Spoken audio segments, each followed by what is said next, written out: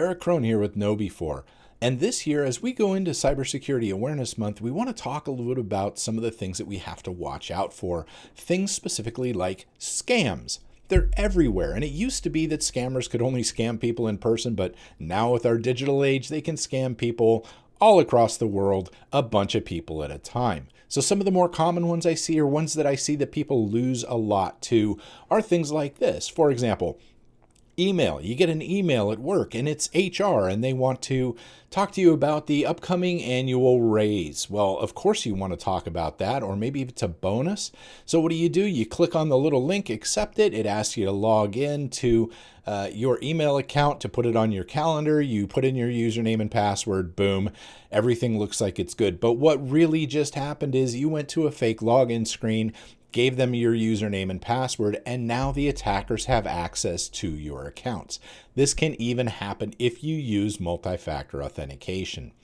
Another one we see a lot of is through text messages, where you'll get a text message and it says, hey, there's been a purchase made to your account. It's going to be clearing, and it may only be $5 or $6. It really doesn't matter. But you go, I didn't buy anything.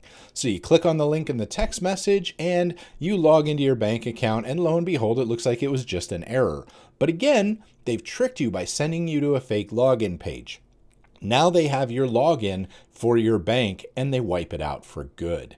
So that's another one that we have to be careful with. Also with social media, a lot of times during this time, attackers will take over people's accounts, personal accounts, and they'll use it to scam the people that are friends with them because there's a level of trust. So you'll see things like PlayStation 5s for sale, or I've seen them with purebred puppies for just a small rehoming fee.